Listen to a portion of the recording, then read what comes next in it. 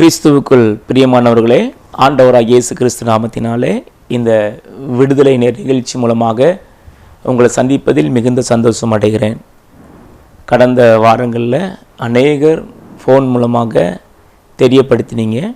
இந்த செய்தி எங்களுக்கு ஆசீர்வாதமாக இருந்தது.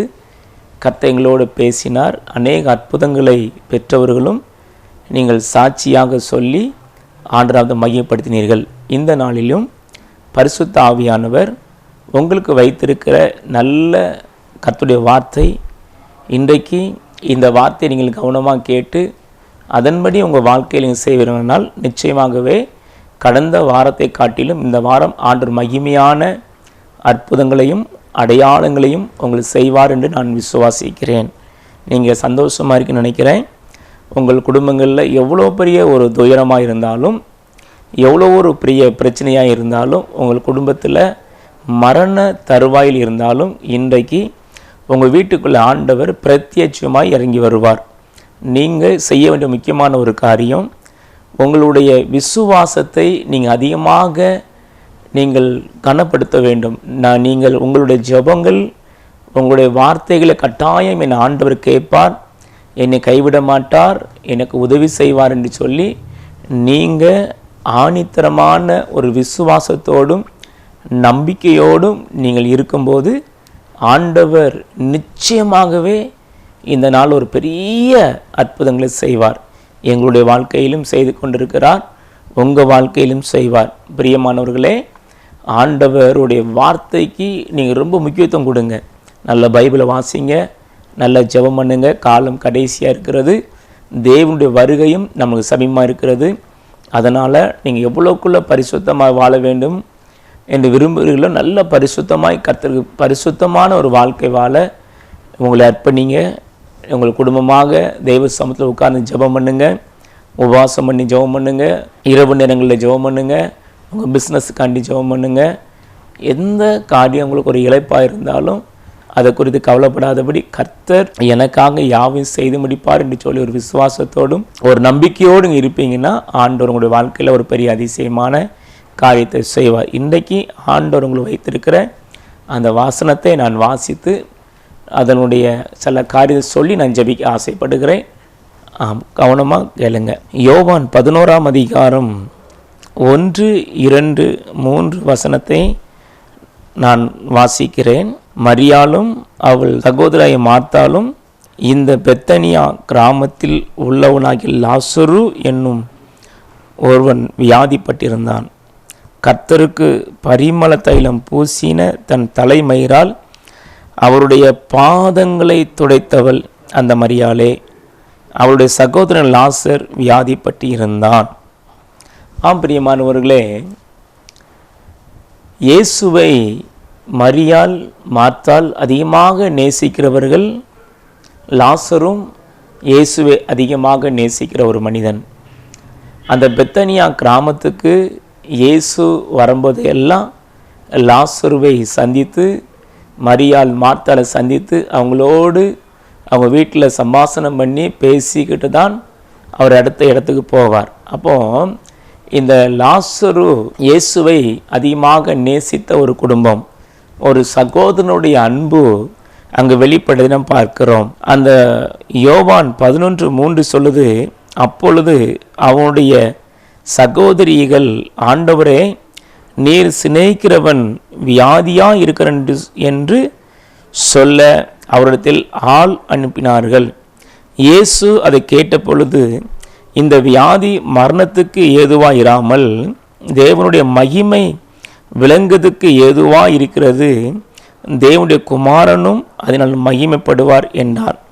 இயேசு மார்த்தாளிடத்திலும் அவருடைய சகோதரிடத்திலும் லாசரிடத்திலும் அன்பாய் இருந்தார். பாருங்க, லாசரு வியாதிப்பட்டிருக்கிறான். இயேசுவிடத்தில் அவருடைய சகோதரிகள் ஆள் அனுப்பினார்கள். அப்போ லாசரு வியாதிப்பட்டு இருக்கிறான் என்று இயேசுவிடத்தில் ஆள் அனுப்புகிறார்கள். எதற்கு இயேசு ஆள் அனுப்புகிறான்னா, அவரால் தான் அற்புதங்களை செய்ய முடியும். ஆனால் லாசருக்கு மரணத்துக்கு ஏதுவான ஒரு வியாதி. ஆனால் ஆண்டவர் சொல்கிற இந்த வியாதி தேவ நாமம் மகிமைப்படும் அளவுக்கு ஆண்டவர் அற்புதங்களை செய்ய போகிறார். அந்த வேதங்கள் இந்த சப்ஜெக்ட் நீங்கள் வாசித்து பார்க்கும்போது, இயேசு அவன் வியாதிப்பட்டு இருக்கிறான் கேள்விப்பட்ட உடனே அங்கே தங்கிட்டாரான். அந்த கிராமத்தில் இருந்து 4 நாள் தங்கியிருக்கார் மறுபடியும். அப்போ ஏன் ஆண்டவர் 4 நாள் தங்கினார்? ஆனால் ஆண்டவர் அவருக்கு தெரியும், இந்த லாசரு மரித்தாலும் உயிரோடு எழுப்புகிற ஒரு வல்லமை ஆண்டவருக்கு இருக்குது என்று தெரியும். ஆனால் இயேசு சொன்னார், அவர் கேள்விப்பட்டு 4 நாட்கள் அங்கே தங்கினார். அவர் மரித்து போன பிறகு லாசர் மரித்து போயாச்சு கேள்விப்படுறாங்க. ஆண்டவர் மறுபடி லாசர் வீட்டுக்கு போகிறார். ஏன் போகிறார்? யூதருக்குள்ள ஒரு மனிதன் மரித்தான் என்றால் 3 நாட்கள் அந்த மனிதனுடைய ஆவி அந்த பூமியில் சுற்றி கொண்டிருக்கும். அந்த ஆத்துமா இளைப்பாறுதல் கிடைக்காது. அதனால் அந்த ஆவி இளைப்பாறுதல் கிடைக்காதனால தான் அந்த யூதருக்கு ஒரு வல்லமை உண்டு, யூதருக்கு ஒரு பழக்க வழக்கங்கள் உண்டு. என்னென்னா, இந்த மனுஷன் 3 நாள் உயிரோடு எழுந்திருப்பான் அப்படின்னு ஒரு நம்பிக்கை உண்டு. யாருக்கு? யூதர்களுக்கு ஒரு நம்பிக்கை உண்டு. அப்போ ஆண்டு ஒரு நாள் துவங்கி 4ஆவது நாள் வருகிறார். நல்லா புரிந்து கொள்ள வேண்டும், உங்களுடைய ஜெபங்கள் 3 நாட்கள் நீங்கள் அதிகமாக ஜெபம் பண்ணியிருக்கலாம், உபவாசம் பண்ணி ஜெபம் பண்ணியிருக்கலாம். ஆனால் 3 நாள் நான் ஜெபம் பண்ணிட்டேன், என் வாழ்க்கையில் ஒரு அற்புதம் நடக்கலையே. நீ சோர்ந்து போயிருக்கிறீங்களா? கண்ணீரோடு இருக்கிறீங்களா? துயரத்தோடு இருக்கிறீங்களா? வேதனையோடு இருக்கிறீங்களா? உங்களோட ஜெபங்கள் கேட்கப்பட நினைத்து கவலைப்பட்டு கொண்டு இருக்கிறீங்களா? ஐயோ, நாங்கள் இயேசுவைத்தானே தேடுகிறோம், நாங்கள் எங்கள் குடும்பத்தை இயேசுவைக்கு தானே நாங்கள் வாழ்ந்து கொண்டிருக்கிறோம். மரியாளும் இயேசுவிடத்தில் ஆள் அனுப்புகிறாங்க. நீர் நேசிக்கிற ஒரு சகோதரன், நீர் அன்பு செலுத்துகிறவன் வியாதிப்பட்டிருக்கிறான்னு சொல்லி அவங்க அனுப்புகிறாங்க. ஆனால் இயேசு அது எல்லாம் கேட்டுட்டு இது தேவன் நாமம் மகிமைப்படும் என்று சொல்கிறார். ஆம் பிரியமானவர்களே, உங்களோட ஜெபம் கேட்கப்படலையா? நாங்கள் 4 வருஷம் ஜெபம் பண்ணிட்டேயா, 7 வருஷம் ஜெபம் பண்ணிட்டேயா, எங்கள் ஜெபம் கேட்கப்படலை, எங்கள் ஜெபத்துக்கு ஒரு அற்புதம் நடக்கலை, எங்கள் ஜெபத்தை ஒரு மாற்றமே இல்லையே, ஏன் ஆண்டவர் எங்களுக்கு இப்படி சோதிக்க நினைக்கிறீங்களா? லாசரு மரித்து போன கேள்விப்பட்ட பிறகும் இயேசு இருந்தார். லாசரு நேசித்தார், லாசரு குடும்பத்தை நேசித்தார். உங்களை நேசிக்கிறபடினால இந்த உலகத்தில் நடக்காத அற்புதங்களை அவர் உங்களுக்கு செய்ய வேண்டும் என்று தான் அநேக ஜனங்களுக்கு முன்பு அவங்க எல்லாரும் சொல்லியிருப்பாங்க, லாசரு நேசிக்கிறவர் தானே, குருடைய கண்களை திறந்தவர் தானே, ஏன் லாசரு மரிக்கணும், ஏன் அது வியாதி இயேசுவால் குணமாக்க முடியாதா என்று சொல்லி அநேகர் கேட்டிருப்பாங்க. அநேகர் அதை குறித்து ஆலோசனை பண்ணியிருப்பாங்க, வாய்க்கு வந்தப்பெல்லாம் பேசியிருப்பாங்க. ஆனால் இயேசு அதை குறித்து கவலைப்படலை. ஏன்னா அவர் நேசிக்கிறவனை ஆண்டவர் நிச்சயமாய் பலத்த ஒரு அற்புதம் செய்ய வேண்டும், இந்த உலகமே பேச வேண்டும். எங்கே பிரசங்கம் பண்ணாலும் லாசருடைய மரணத்தை குறித்து சொல்ல வேண்டும் என்று சொல்லி இந்த மரணத்தினுடைய சாட்சியை நாம் பார்க்கிறோம். ஆண்டவர் மறுபடி அவர் சீசர் சொல்கிறார், வாங்க நம்ம பெத்தேல் லாசர் வீட்டுக்கு போவோம். அப்போ லாசர் வீட்டுக்கு போகும்போது அந்த 12வது வசனம் சொல்லுகிறது, அதற்கு அவருடைய சீசர்கள், ஆண்டவரே நித்திரையா இருந்தால் சுகமடைவான் என்றார். பாருங்க, அவன் மரித்து போயிட்டான். ஆண்டவரே, அவன் நித்திரையா இருந்தால் சுகமாயிருவான். நாங்கள் உங்கள் கூட இருந்து பார்த்துருக்குறோம். எவ்விரு மகள் நீங்கள் உயிரோடு எழுப்பியிருக்கிறீங்க, சிறுப்பினை எழுந்துருன்னு சொன்ன எந்திரிச்சிட்டாங்க. ஆனால் அவன் மரித்து விட்டான். மரித்து போனவனை எப்படி எழுப்ப முடியும் ஆண்டவரே? இன்றைக்கு அநேகர் என்ன நினைக்கிறாங்க தெரியுமா? கூட ஜெபம் சொல்லுவாங்க, பிரதர் அது கடைசி ஸ்டேஜுக்கு வந்துட்டாங்க, நம்ம இனிமேல் ஜெபம் பண்ணி ஒன்றுமே நடக்க போகிறது கிடையாது. இன்னைக்கு அநேகருடைய வாழ்க்கையில் இதுதான் நடந்து கொண்டு இருக்கிறது. நம்ம ஜெபம் பண்ண ஒன்றும் நடக்க போகிறது இல்லை பிரதர், அவங்க கடைசி ஸ்டேஜுக்கு வந்துட்டாங்க, ஏன் அவனை நம்ம அவங்களை வேதனைப்படுத்தணும், நீங்கள் ஜெபம் பண்ணி சொல்லணும். அதே மாதிரி தான் சீசர் கேட்குறாங்க, ஆண்டவரை நித்திரையா இருந்தால் எழுப்பிடலாம். அவன் மரித்து போய்விட்டான். 13வது வசனம் சொல்லுது, இயேசுவானவர் அவனுடைய மரணத்தை குறித்து அப்படி சொன்னார். அவர் நித்திரை செய்ய இளைப்பாறுவதை குறித்து சொன்னார் என்று நினைத்தார்கள். நம்முடைய சிந்தை என்றைக்குமே ஒரு குறிப்பிட்ட அளவு தான் இருக்கும். அதில் 14வது வசனம் சொல்கிறது, இயேசு அவர்கள் நோக்கி லாசரு மரித்து போனான் என்று வெளிப்படையாய் சொல்லி, வெளிப்படையாய் மரித்து போயிட்டான், எப்படி எழுப்ப முடியும் ஆண்டவரே? லாசர் வெளிப்படையா மரித்து அடக்கும்படி 4 நாள் ஆகிவிட்டது. எப்படி எப்படி நடக்கும்? எல்லாரும் ஆச்சரியமாக, எப்படி நடக்கும் ஆண்டவரே? இயேசு வருகிறார் என்று கேள்விப்படுறாங்க. பெத்னியாவில் வந்த அந்த சகோதரிமார்கள், இயேசு லாசர் மரித்து பண்ண உண்மைதான், 4 நாள் ஆயிட்டு மறுபடி போதவர் வராரே. அந்த சகோதரிகள் அவங்களுடைய ஜெபத்தை விடலை, அவங்களுடைய காரியத்தை விடலை. 3 நாட்கள் முடிஞ்சு 4 நாள் வச்சாச்சு. 4 நாளும் ஒரு மனிதன் மரித்து 24 மணி நேரத்துக்குள்ளே அவன் அடக்க மாட்டான், நாரி போயிடும். அவன் சரீரமெல்லாம் நாரி போயிட்டு, இயேசு வந்தபோது அவன் கல்லறையில் வைக்கப்பட்டு 4 நாள் ஆயிட்டு. யாருமே பெத்தனியா ஊர் எருசலேமுக்கு சமீபமாய் ஏறக்குறைய 2 மைல் தூரம் நினைச்சது இருக்குது. அந்த கிராமம் எருசலேமுக்கும் பெத்தனியா 2 மைல் தூரத்தில் இருக்கிறது. அப்போ இயேசு வருகிறார். இயேசு அவளோடு வருகிறார். எப்படியாவது நான் அற்புதம் செய்யணும்னு சொல்லி அநேகர் இயேசு வருகிறாள் என்று மார்த்தாள் கேள்விப்பட்ட போது எதிர்கொண்டு போகிறா. மரியாள் வீட்டில் நினைச்சாங்க, உட்கார்ந்து இருக்கிறாங்க. மார்த்தாள் எப்படியாட்டு நான் போதகரை பார்க்க வேண்டும், இயேசு வருகிறான்னு கீழே ஓடி போகிறாங்க, எதிர்பட்டு போகிறாங்க. ஆனால் மரியாள் நினைச்சாங்க, உட்கார்ந்தாங்க. எவ்வளவு ஒரு எதிர்பார்ப்பு! என் கட்டாயம் என் இயேசு எனக்கு அற்புதம் செய்வார். ஒரு பக்கம் மக்கள் சொல்றாங்க, அதிகமாக நேசித்தாரே, ஏன் இந்த மரணம் வரணும்? அதிகமாக நேசித்தாரே. ஒரு பக்கம் அந்த கேள்வி. மார்த்தாள் இயேசுவிடத்தில் வந்தபோது, ஆண்டவரே, நீர் இங்கே இருந்ததானால் என் சகோதரன் மரித்திருக்க மாட்டானே, நீர் இங்கு இருப்பீரானால் என் சகோதரன் மரித்திருக்க மாட்டானே அப்படின்னு சொல்லி இந்த மார்த்தாள் இயேசு சொல்றார். நீர் இருந்திருந்தால் என் சகோதரன் மரித்திருக்க மாட்டான். நீர் எங்களை நேசிப்பிருந்தால் எங்கள் குடும்பத்தில் பிரச்சனை நடந்திருக்காது. அனைவரும் சொல்கிறோம், நாங்கள் உங்களை தான் நம்பியிருக்கோம், நீங்கள் இருந்திருந்தா எங்கள் வீட்டு இவ்வளோ பிரச்சனை வந்திருக்காது, இவ்வளோ போராட்டம் வந்திருக்காது, எங்கள் குடும்பம் இவ்வளோ அவமானப்பட்டிருக்க மாட்டோம், இந்த வியாதி வந்திருக்காது அப்படின்னு நினைத்து கொண்டிருக்கலாம். இயேசு உங்கள் வீட்டில் இருந்தாலும் அற்புதம், அவர் இல்லாமல் இருந்தால் அற்புதம். அதை நீங்கள் அதை நினைத்து கொள்ள வேண்டும். இயேசு அவர் பாருங்க, அவர் சொல்ற, ஆண்டவர் நீர் இங்கே இருந்திருப்பானால் என் சகோதரன் மரித்திருக்க மாட்டான். அவன் நல்லா புரிந்து கொள்ள வேண்டும். அவன் அதிகமாக சொல்றான், நீர் இங்கே இருந்திருந்தால் மரித்திருக்க மாட்டான் ஆண்டவரே. ஆனால் மரித்து போயிட்டானே. கண்ணீரோடு நிற்கிற ஒரு அனுபவம். மனதுருக்கம் உள்ள ஒரு தேவன் அதிகமாய் லாசரை நேசித்தார். மார்த்தாள் மரியாள் நேசித்தார். ஆதரவற்று இருந்த லாசரு மரித்து போய்விட்டான். அந்த சகோதரிமாருக்கு வேற யாருமே ஆறுதல் கிடையாது. எல்லாரும் இந்த கிராமத்தை ஆறுதல் படுத்தியிருப்பாங்க.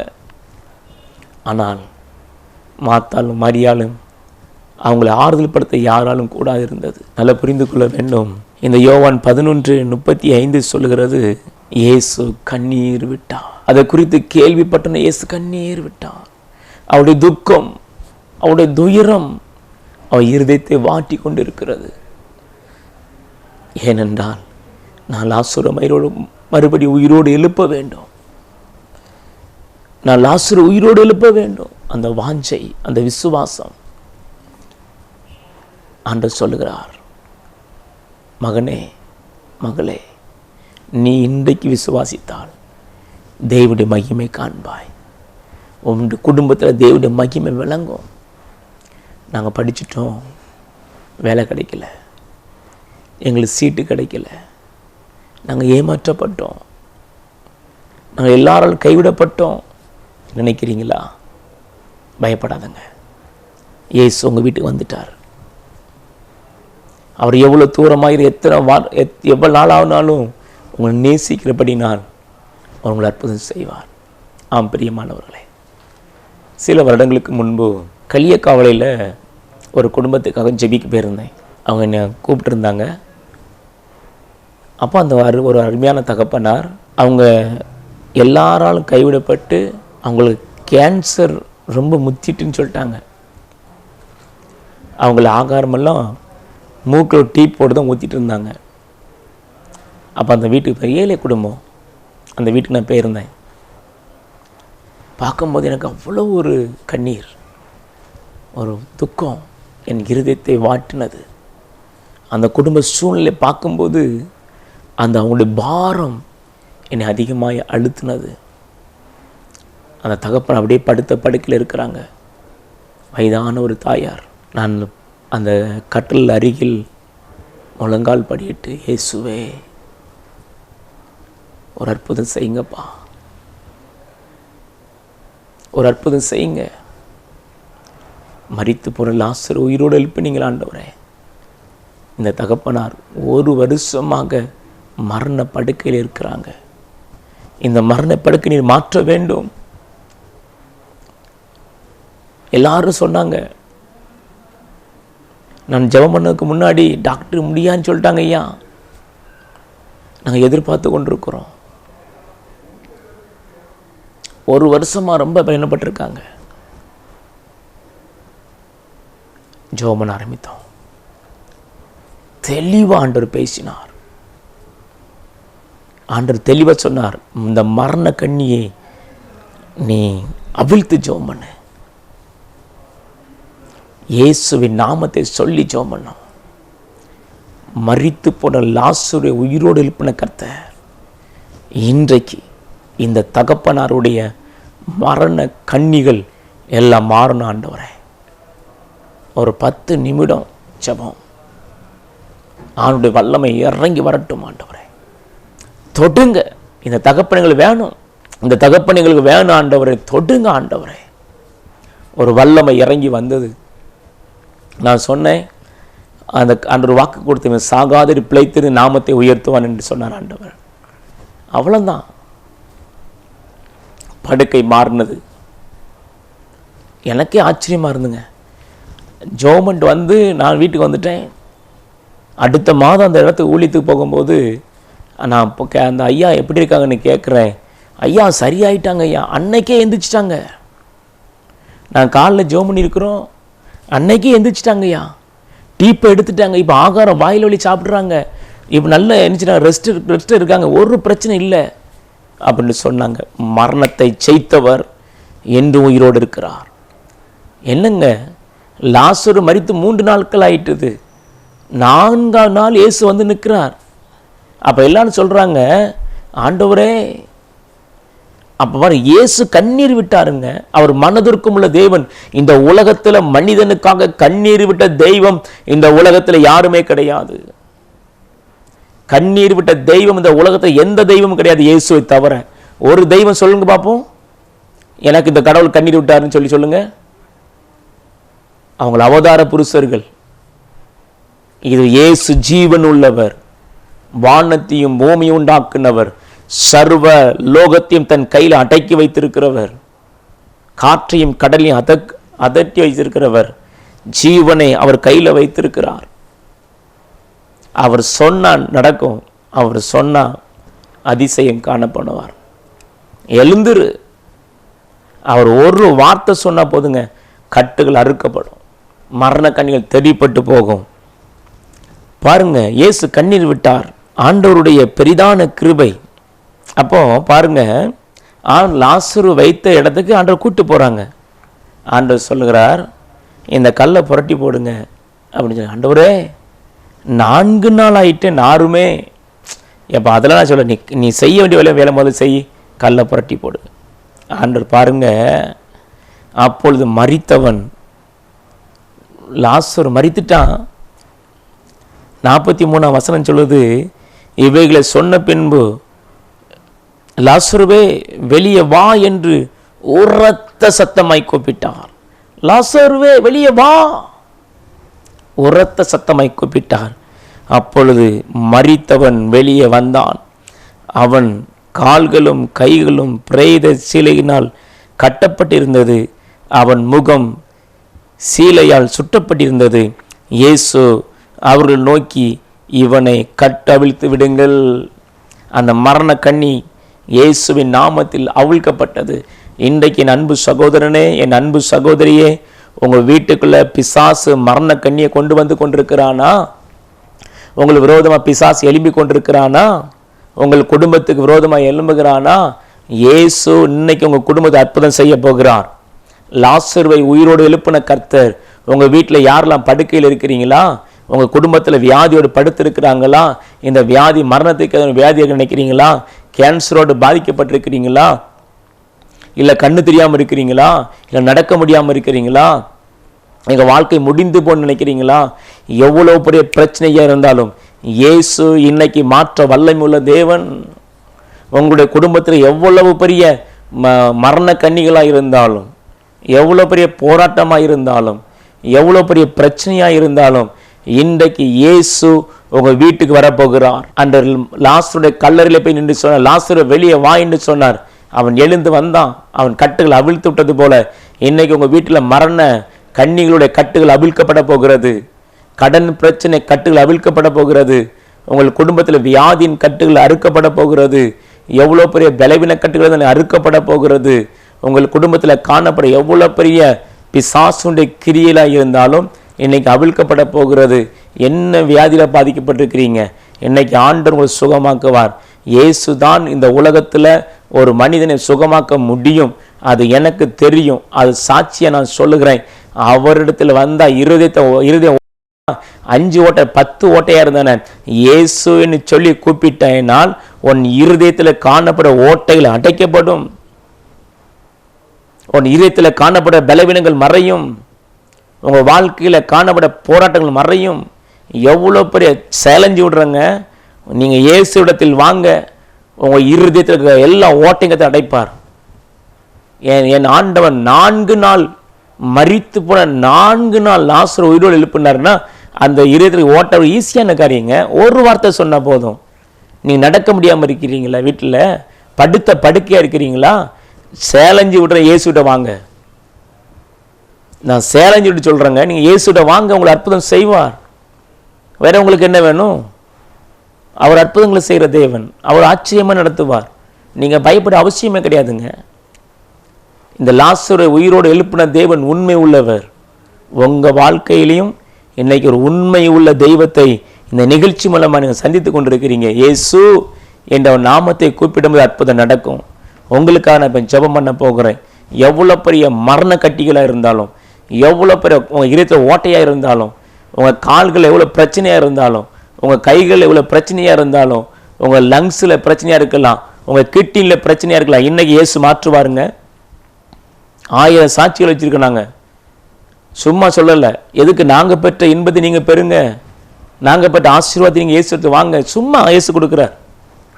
உங்கள்கிட்ட பணத்தை அவர் கேட்கல, இல்லை உங்கள் பொருளை ஒன்று கேட்கல. எனக்கு நீ அப்படியே வான்னு சொல்லலை, நீ துணி இல்லாமல் வான்னு சொல்லலை. அவர் பரிசுத்தை எதிர்பார்க்கிறார். அவர் எதிர்பார்க்க ஒரே ஒரு நீ மக அப்பான்னு கூப்பிடுங்க, அவர் வந்துடுவார். நான் உங்களுக்காக நான் ஜெபிக்கிறேன். எல்லாரும் கண்மை பண்ணி ஜெபம் பண்ணுமா? ஸ்தோத்திரம் ஆண்டவரே, இயேசு கிறிஸ்துவின் நாமத்தினாலே.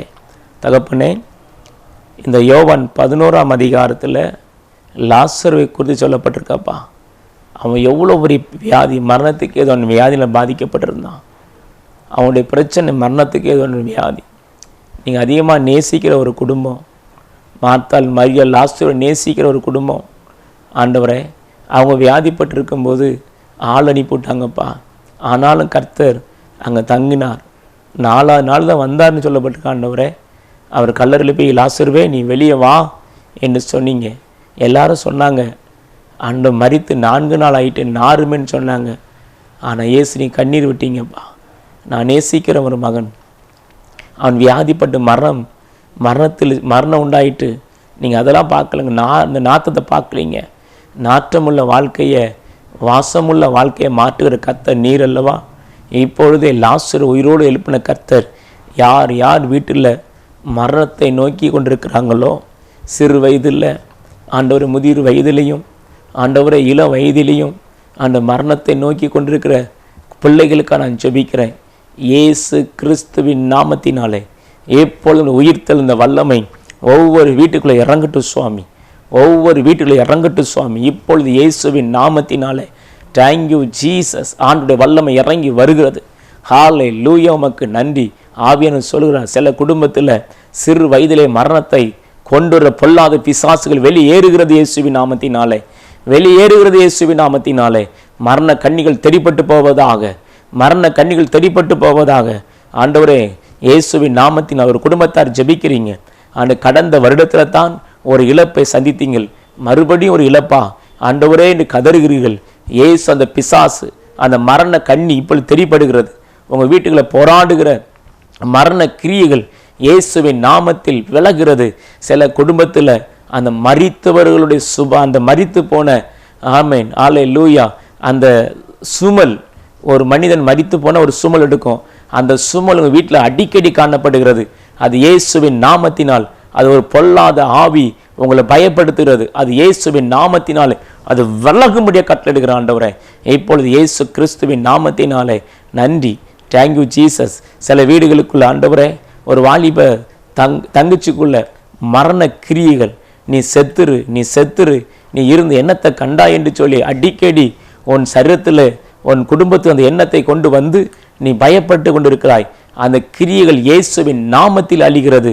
இன்றையோடு மரண கண்ணிகள் குடும்பத்தோடு விலகட்டு இயேசுவின் நாமத்தினாலே. ஆண்டுடைய வல்லமை அநேக குடும்பத்தில் இறங்கி வருகிறது. Thank you Jesus. சில மரண பிசாசுகள் வெளியேறுவதை நான் பார்க்கிறேன். என் ஆவிக்குரிய வாழ்க்கையில், ஆவிக்குரிய கண்களில் சில மரண கிரியைகள் இயேசுவின் நாமத்தில் வெளியேறுகிறது. சில குடும்பத்தோடு வெளியேறுகிறது. Thank you Jesus. ஹல்லேலூயா. ஆண்டுடைய வல்லமை குடும்பத்தில் இறங்கி வருகிறதப்பா. நன்றி, நன்றி. தொடுங்க, ஒவ்வொரு குடும்பத்தையும் தொடுங்கப்பா. எல்லா மரண வாசனைகள் நீங்கட்டும் இயேசுவின் நாமத்தினால். கிட்னி ப்ராப்ளம் மறையட்டும், லங்ஸ் ப்ராப்ளம் மறையட்டும், கர்ப்பப்பையில் காணப்பட்ட பிரச்சனைகள் மறையட்டும், இதயத்தில் காணப்பட்ட ஓட்டைகள் அடைக்கப்படட்டும் இயேசுவின் நாமத்தினாலே. அற்புதம் நடப்பதாக, அற்புதம் நடப்பதாக. கால்களில் காணப்பட வலிகள் இயேசுவின் நாமத்தில் மறையட்டும்.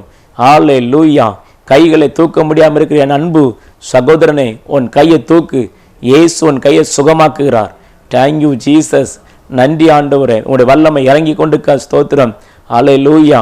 அந்த கடன் பிரச்சனையினால் மரணத்தை நோக்கி கொண்டு என் அன்பு சகோதரனே, நீ குடும்பமாய் குடும்பமாய் மரணத்தை நோக்கி கொண்டிருக்கிறீர்கள். ஆண்டவர் உங்களை வாழ வைப்பேன் வாக்கு கொடுக்கிறார். நீங்கள் இந்த நிகழ்ச்சியை பார்த்து கொண்டு இருக்கிறீங்க. இயேசுவின் நாமத்தினாலே இப்பொழுது தேவனுடைய வல்லமை உங்கள் குடும்பத்தில் இறங்கி வருகிறது. நான் உங்களுக்கு ஒரு அடையாளம் சொல்லுகிறேன். நீங்கள் முதல் 1,00,000 ரூபாய் வாங்கினீர்கள். மறுபடி அதை அடைக்க முடியாதபடி அதே நபர்கிட்ட மறுபடி 1,00,000 ரூபாய் வாங்கினீர்கள். 2,00,000 கடன். இந்த கடத்தை அடைப்பதற்கு இன்னொரு சகோதரன்ட்ட போய் லட்சங்களை வாங்கினீர்கள். உங்களுடைய சொத்தை வைத்து கொடுத்தீங்க. இன்றைக்கு அந்த வட்டியை கொடுக்க முடியாதபடினால் அநேக லட்சங்களை கேட்கிறார்கள். அந்த அந்த அவமானத்தை தாங்க முடியாதபடி, ஐயோ என்னுடைய குடும்பத்தில் இவ்வளோ ஒரு அவமானம் வந்து விட்டதுன்னு சொல்லி உங்களை அநேகர் அவமானப்படுத்துகிறார்கள். நம்ம குடும்பமாக மறித்து விடலாம் என்று சொல்லி நீங்கள் ஆலோசனை பண்ணி கொண்டிருக்கிறீர்கள். இயேசுவின் நாமத்தினாலே அந்த ஆலோசனை எங்கள் குடும்பத்தில் மறைகிறது. இயேசுவின் நாமத்தினாலே அது சாத்தான் போன்ற ஒரு திட்டம். நீங்கள் இயேசுவை அறிந்தவர்கள் தான். அது சாத்தான் ஒரு திட்டம். என் ஆண்டவர் நீ சொல்றீங்க, என் மூலமாக நாம தூசிக்கப்பட்டவுடன் சொல்றீங்க. இயேசு சொல்லுகிறார், உன் கடன்களை அடைப்பதற்கு வழிகளை திறப்பேன்னு சொல்லுகிறார்.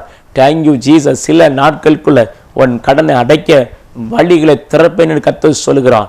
நன்றி ஆண்டவரே. எல்லா மரண போராட்டங்களும் எல்லா சத்துருவின் கிரியைகளும் அழிக்கப்பட்டு போகட்டும் இப்பொழுது இயேசுவின் நாமத்தினாலே.